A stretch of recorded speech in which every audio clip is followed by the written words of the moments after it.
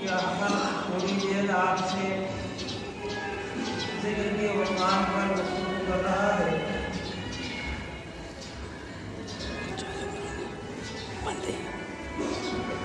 میں خود اس ادارے کا طالب علم ہوں اور اس وقت مجھے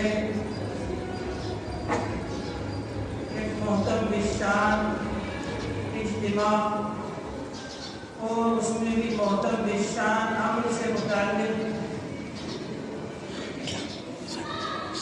گفتگو کو کیا کہا جائے، یہ کہا جائے کہ مجھے اپنا سبق سنانے کے لیے کہا گیا ہے۔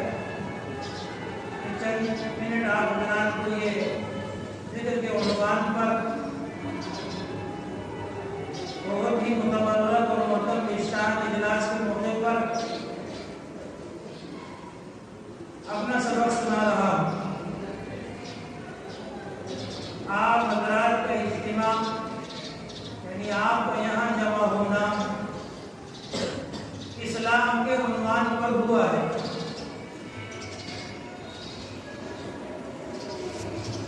اسلام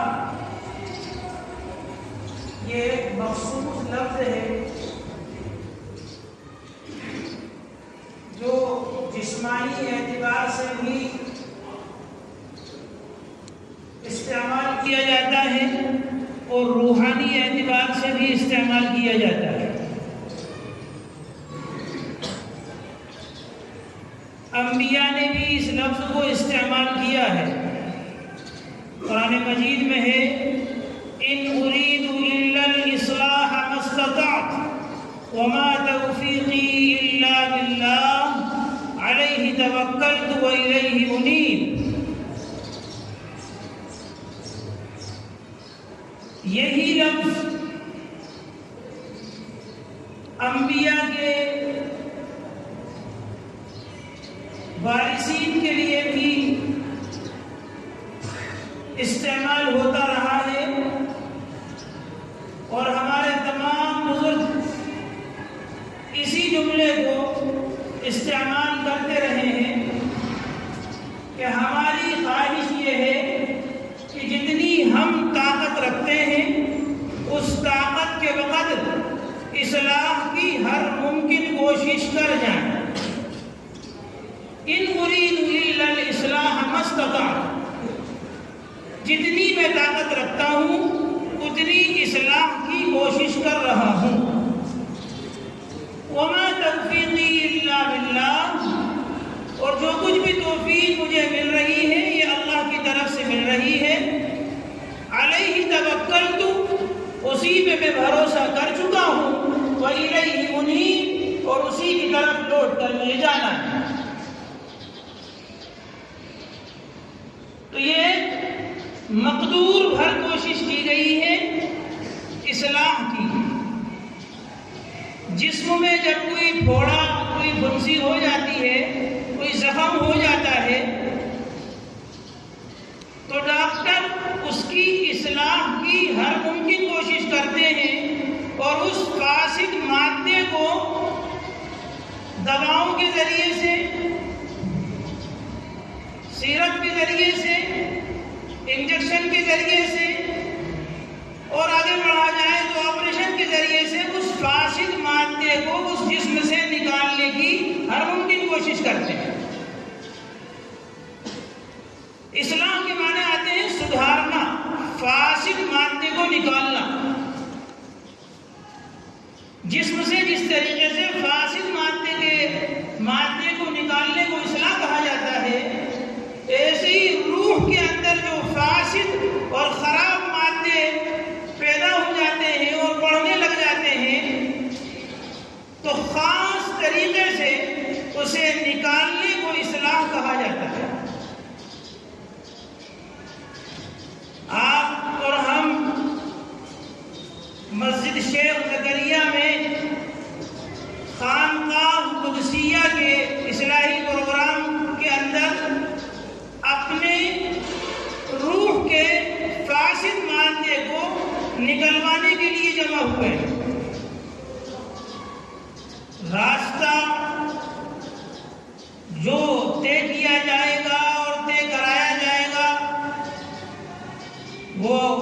جڑنے والے جانتے ہیں کہ کس طریقے سے وہ راستہ طے کرایا جاتا ہے۔ ہر آدمی یہ چاہے کہ میں تنہا خود ہی یہ راستہ طے کر لوں گا،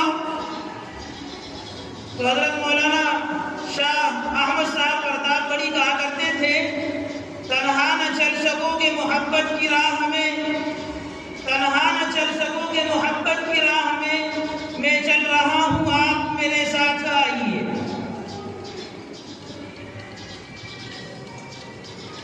راستے، اسباب، وسائل روح سے فاسد مادے کو نکالنے کے مختلف ہیں۔ ماہرین جنہیں مشائخ کہا جاتا ہے، الحمدللہ حضرت ناظم صاحب کو وہ نسبت کئی بزرگوں سے حاصل ہے۔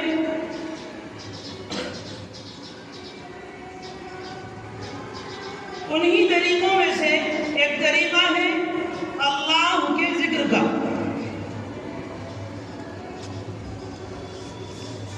قرآن مجید کی جو آیت کریمہ میں نے آپ کے سامنے پڑھی ہے، جس میں اللہ عز و جل نے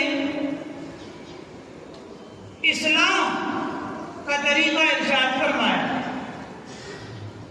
الذین آمنوا وتطمئن قلوبهم بذکر اللہ،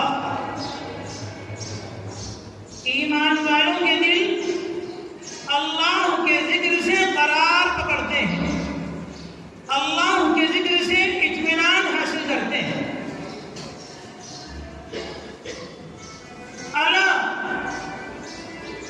یاد رکھنا یہ بات، یہ لفظ اعلیٰ عربی میں متوجہ کرنے کے لیے آتا ہے، خوب غور سے سننے والی جو بات ہوتی ہے اس کے لیے قرآن مجید میں احادیث شریفہ میں اعلیٰ کا لفظ استعمال کیا ہے کئی جگہ پر۔ اعلیٰ بذکر اللہ تطمئن القلوب،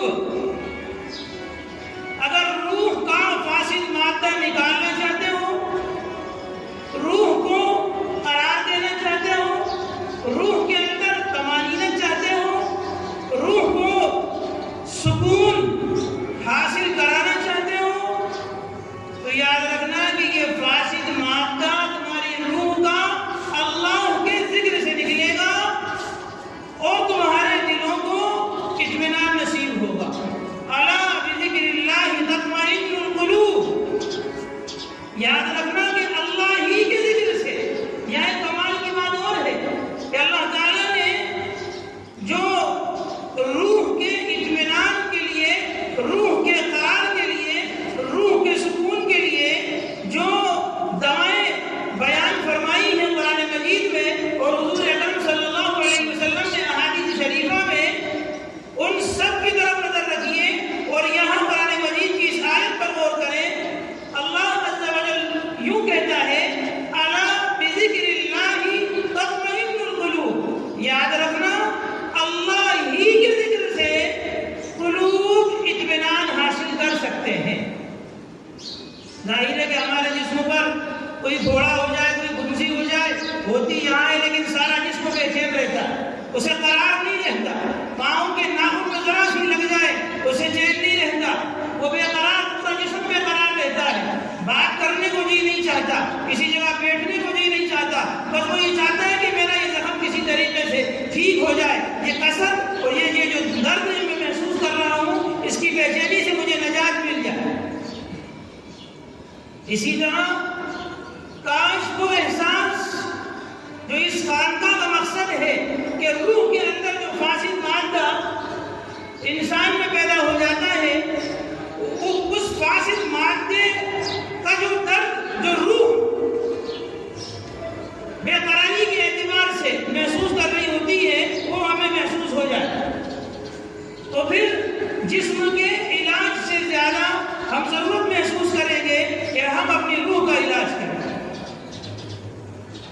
اور یہ اللہ کا ذکر اتنا اہم ہے، اتنا اہم ہے کہ آپ انسان کی پیدائش سے لے کر انسان کی وفات تک بھی غور کریں تو آپ کو سب چیزیں چھوٹتی ہوئی نظر آئیں گی، لیکن اللہ کا ذکر ہر حالت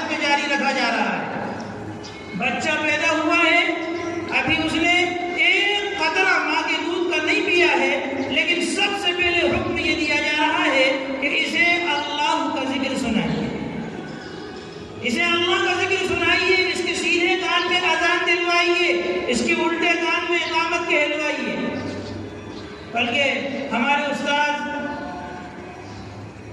حضرت مولانا مفتی سعید احمد صاحب پالنپوری نور اللہ مرقدہ تو یوں فرمایا کرتے تھے کہ آج کل آپریشن کا زمانہ چل رہا ہے، بچے کو آپریشن کے بعد NICU میں رکھ دیتے ہیں، تو اگر ماں ولادت کے بعد ہوش و حواس رکھتی ہے تو وہ کسی حافظ صاحب کے یا امام صاحب کے یا کسی بڑے کے آنے کا انتظار نہ کرے، وہ خود اپنے بچے کے کان میں اذان پڑھ دے، وہ خود اپنے بچے کے کان میں اذان پڑھ دے۔ کیوں؟ اللہ کا ذکر اس کے پاس اس کی دنیاوی غذا سے پہلے روحانی غذا پہنچ جانا چاہیے، روحانی غذا اس کے کان میں پہنچ جانا چاہیے۔ پھر آپ دیکھیے یہ مراحل طے کرتا ہے اپنی زندگی کے، طبعی زندگی اپنی گزارتا ہے اور بالکل آخری مرحلے پر آ جاتا ہے۔ اس کا جتنا رزق تھا، اس کا جتنا پانی تھا، یہ کھا لیتا ہے، یہ پی لیتا ہے، تمام قسم کے مشروبات جتنے اس کے لیے لکھے گئے تھے۔ آپ حضرات کا میرا سب کا ایمان ہے کہ ایک ایک دانہ جو ہماری ماں کے پیٹ میں ہمارے لیے لکھ دیا گیا ہے، جب تک ہم اسے کھانا لیں گے تب تک ہم یہاں سے نہیں جانے والے۔ سب کچھ لکھ دیا گیا، آپ کہتے ہیں لوگ کھانا بند ہو گیا، پینا بند ہو گیا، لیکن حضور اکرم صلی اللہ علیہ وسلم نے کیا ارشاد فرمایا؟ لَقِّنُوا مَوْتَاكُمْ بِلَا إِلَٰهَ إِلَّا اللَّهِ۔ کھانا بند ہو جائے تو ہو جانے دو، کیا پانی پینا بند کر دے دو، بند ہو جانے دو، لیکن اپنے مرنے والے کو جو قریب المرگ ہے، جو بالکل اب اس دنیا سے جانے والا ہے، لا الہ الا اللہ کی تلقین کرتے رہو، کرتے رہو، کرتے رہو۔ اتنا اہم ہے اللہ کے ذکر کا معاملہ، اس کلمے کا معاملہ کہ مرنے والے سے متعلق یہ کہا کہ جب وہ ایک مرتبہ اپنی زبان سے لا الہ الا اللہ کہہ دے تو پھر بعد میں کوئی گفتگو نہ کرو، اسے دنیاوی باتوں میں نہ الجھاؤ، اس کے سامنے اس کی بیٹی کو، اس کے بیٹے کو، اس کے ماموں کو، اس کے خالہ کو، اس کے چچا کو نہ آنے دو، اس لیے کہ یہ جو اہم رزق تھا یہ اس کے جسم میں پہنچا دیا گیا، اس کی زبان سے کہلوا دیا گیا۔ اگر چاہتے ہو کہ اس کا آخری کلمہ لا الہ الا اللہ رہے تو اس سے پھر کوئی گفتگو نہ کرو، اتنا اہم مسئلہ ہے۔ خود نبی اکرم صلی اللہ علیہ وسلم نے اس کا اہتمام فرمایا۔ حضرت شیخ علیہ الرحمہ نے جو تبلیغی نصاب مرتب کیا ہے، جس کو آج فضائل اعمال کے نام سے ہم جانتے ہیں، باقاعدہ ایک رسالہ حضرت نے مرتب فرمایا فضائل ذکر کے نام سے۔ اس میں حضرت شیخ الرحمن نے ایک حدیث فرمائی، نبی صلی اللہ علیہ وسلم صحابہ سے کہا کہ تم میں کوئی دوسرا تو نہیں ہے، کوئی غیر مسلم تو نہیں بیٹھا ہوا ہے؟ صحابہ نے دیکھ کر کے فرمایا کہ کوئی نہیں۔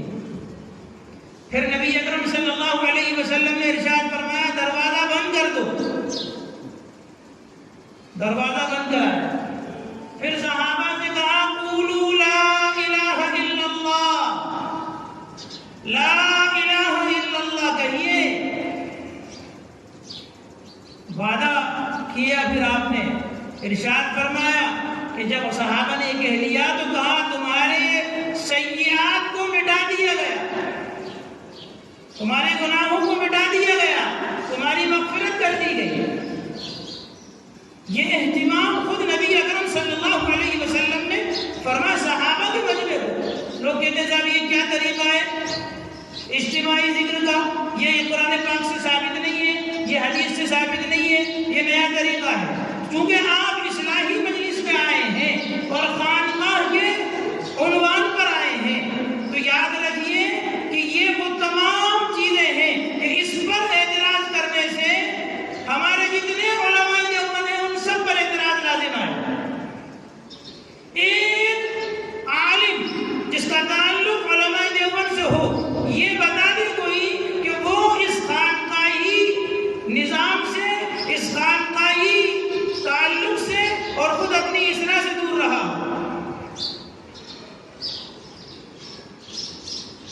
بلکہ وہ جو روایت عام طور پر بیان کی جاتی ہے کہ لا یشقی جلیسہم، یہ ایسی جماعت ہے کہ حفتہم الملائکہ وغشیتہم الرحمہ، کہ ان کو فرشتے گھیر لیتے ہیں، ان کے اوپر رحمت برسائی جاتی ہے۔ یہ جو روایت بیان کی جاتی ہے، اس روایت کا جو آخری جملہ جو کہا جاتا ہے کہ یہ ایسے بیٹھنے والے ہیں، یہ ایسی مجلس والے ہیں کہ ان کے پاس میں بیٹھنے والا بھی محروم نہیں رہتا۔ مولا علی قاری رحمۃ اللہ علیہ نے اس حدیث کی شرح میں یہ فرمایا ہے کہ اس سے اہل اللہ مراد ہے، اس سے خانقاہ کے اندر جو علماء اللہ کا ذکر کراتے ہیں وہ مراد ہے۔ معلوم ہوا کہ جس طریقے سے ذکر انفرادی ثابت ہے، اسی طریقے سے ذکر اجتماعی ثابت ہے۔ اور ہمارے یہاں وہ ذکر جس کو ذکر بدعت کہا جاتا ہے، اس طریقے کا ذکر ہمارے بزرگوں کے یہاں نہیں ہے۔ یہاں ایک طریقہ بتا دیا جاتا ہے اور اس کے مطابق پھر ہر آدمی بتائے ہوئے کے مطابق ذکر کرتا ہے۔ یا تلقین والا ذکر نہیں کرایا جاتا، ہمارے بزرگوں کی کسی بھی مجلس میں تلقین والا ذکر نہیں کرایا جاتا، طریقہ بتا دیا جاتا ہے، اس کے بعد سب کو اپنے ہاتھ پر چھوڑ کر اپنے توجہ کے ساتھ ان کے ہاتھ میں چھوڑ دیا جاتا ہے، پھر ذکر کرایا جاتا ہے۔ یہ اتنا اہم ذکر ہے۔ میں چونکہ آپ کے سامنے عرض کر رہا ہوں کہ یہ چونکہ میرا ایک سبق سنانے والا منظر مجھے نظر آ رہا ہے، اس لیے بہت سی باتیں بتکلف میرے زبان سے ظاہر ہو رہی ہیں کہ ہمارے بزرگ ہمارے سامنے موجود ہیں۔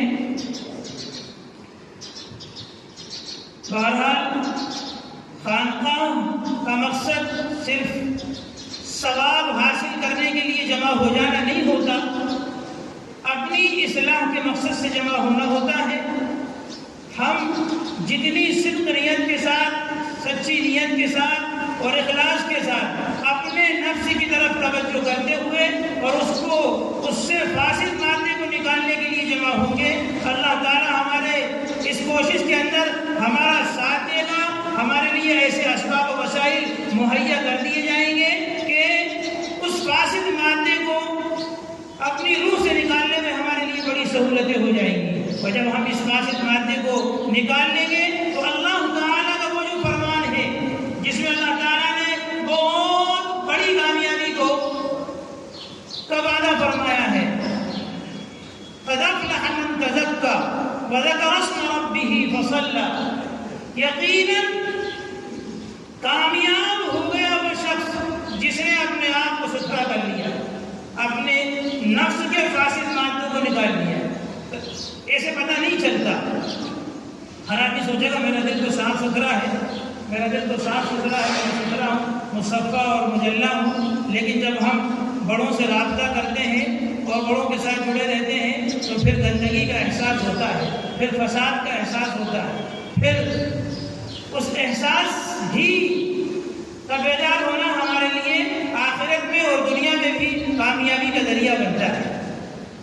بس میری گزارش اپنے آپ سے بھی میں یہی مخاطب ہوں، آپ سے بھی مخاطب ہوں کہ ہمارا آنا کا مقصد ہو جائے، جتنا وقت ہمارے پاس میں بچا ہے ہم یہ نیت کر لیں کہ ہم اپنی روح کے فاسد مادے کو خانقاہ قدسیہ میں آ کر کے انشاءاللہ نکلوا کے رہیں گے اور اس دل کو اللہ کا محبوب بنا کر کے رہیں گے۔ اللہ مجھے بھی آپ کو بھی عمل کی توفیق نصیب فرما دے۔ وآخر دعوانا ان الحمد للہ رب العالمین۔